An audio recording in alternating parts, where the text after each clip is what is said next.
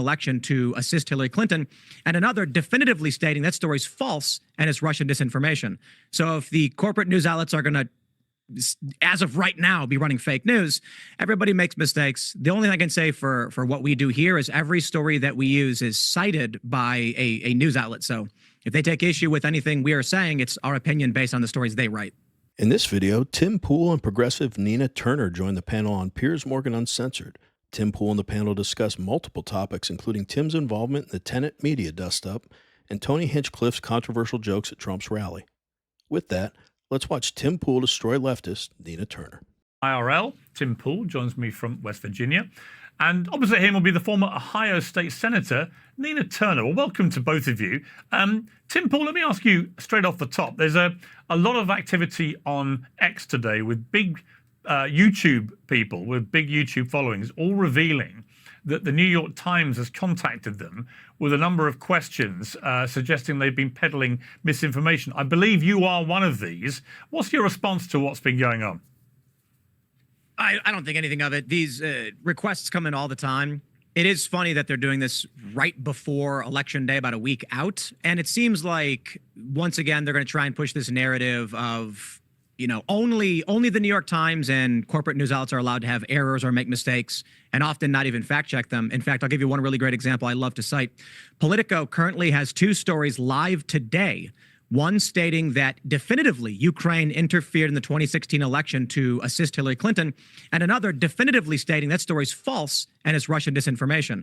So if the corporate news outlets are going to, as of right now, be running fake news, everybody makes mistakes. The only thing I can say for what we do here is every story that we use is cited by a news outlet. So if they take issue with anything we are saying, it's our opinion based on the stories they write. The irony of this, Tim, it seems to me, is this comes at a time when the biggest news story from this election in the last 48 hours has been this relentless attack on Donald Trump for being the new Hitler and for him holding a neo-Nazi style rally at Madison Square Garden, which I was at, first rally I've been to, and bore absolutely no relation to a neo-Nazi rally, not least because there were lots of Jewish people there and some of them had Israel banners. So to me, there can't be a bigger example of disinformation than trying to pretend Donald Trump is the new Adolf Hitler. Why are the people peddling that not also getting investigated by the New York Times? And what does that tell you about where mainstream media perhaps is in this election? It's kind of funny watching these old clips knowing what we know now, isn't it? Because we're just hearing here that they're just starting these rumblings about Donald Trump being Hitler. If you remember, that was the strategy all the way leading up to the election. As far as misinformation, you know, I don't remember that term even existing prior to Donald Trump coming on the scene. I never use that word, or disinformation. I never use those words because I completely associate them with bullshit, but not in the way it sounds like bullshit from the media. I feel like it's a made up media term purely to attack Donald Trump. And it's funny. They want to say this stuff is disinformation, and they want to be the arbiters of what's true and what isn't, and what's correct and what's incorrect. So they want to set up this thing called disinformation. Then they want to be the referees in the game. A little bit of conflict of interest there. Anyway, let's get back to the video. Well, we're seeing a lot of corporate outlets running this line, especially attacking Tony Hinchcliffe. And I think it's fair to say, if you've got criticisms of Donald Trump choosing to have a roast comic at his rally, probably not a smart move. But I think it's indicative of having very little left to actually make an argument about.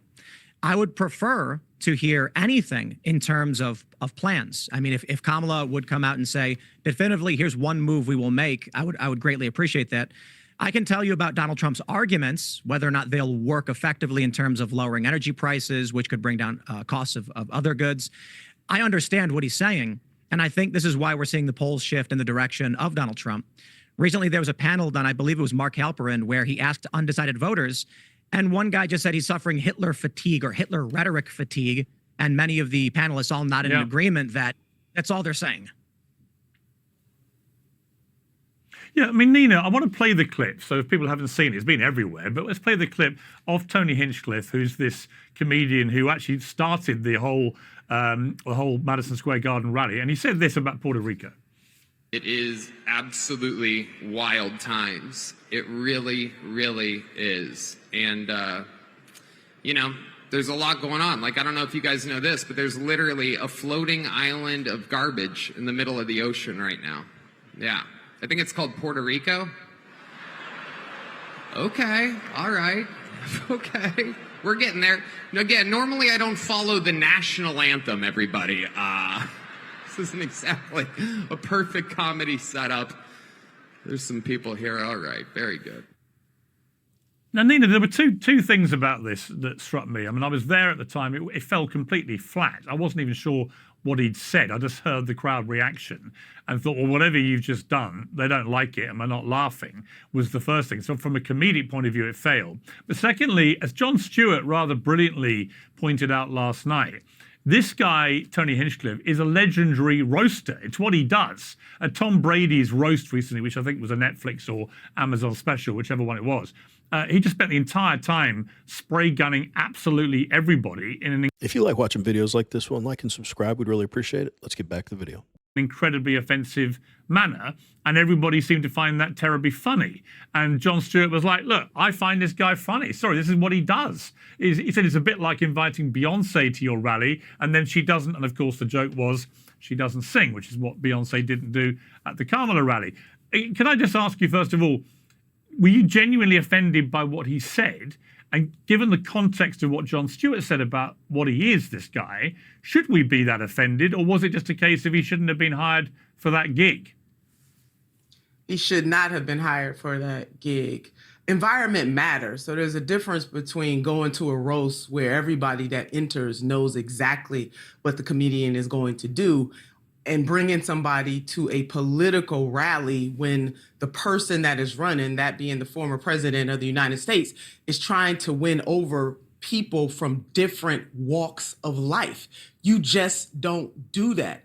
Now, I will say I heard the gasp too. I wasn't there. You know, you were there. But when I first watched it, I was pleasantly surprised to hear gasp in the room. I think that is a sign that this guy was not accepted. President Trump needs to come out and say that was not appropriate to that moment. He needs to apologize. I know that his campaign did, but it's a difference between the campaign doing something and having the candidate themselves.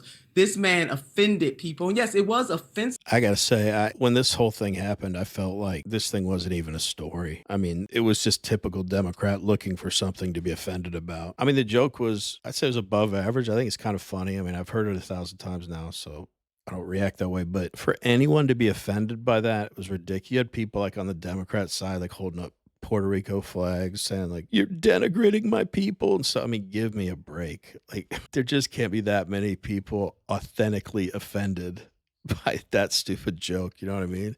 And they're right. It was a bad call to have a roast comic up there. What do you expect him to do? But like I said, it was just a non-story. Anyway, let's wrap it up. So because we have so much racial animus and tension in this country right now, it was ill-advised to have that kind of person there at that kind of rally. And I write about this in Newsweek. It'll be coming out today. I think it is wrong for Democrats or people who lean to the left to be comparing that rally to Nazis, to be calling President Trump adjacent to, or Hitler. They didn't even say adjacent to. It's wrong. And it also takes away the very American nature of white supremacy. We ain't got to go to Nazi Germany.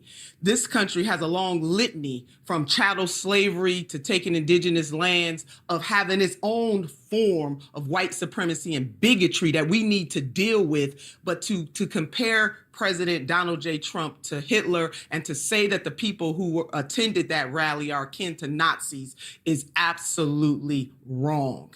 See, I wanted to like Nina Turner's message there because she's right. She's one of the rare Democrats I see that's like, you know, it's stupid to keep calling Donald Trump Hitler, calling half of the country Nazis because they like that rally, we're at that rally. So she's right on that. But the second she starts getting into the racist United States and all that stuff, I swear to God, I tune out, man. Like, I can't take you serious as a person because I don't believe that anybody can believe that they're just so oppressed in this day and age. So, but we want to hear from you. What did you guys think about this discussion between Tim Pool and Nina Turner? Let us know in the comments. Anyway, as always, really appreciate you watching, and we will see you in the next one.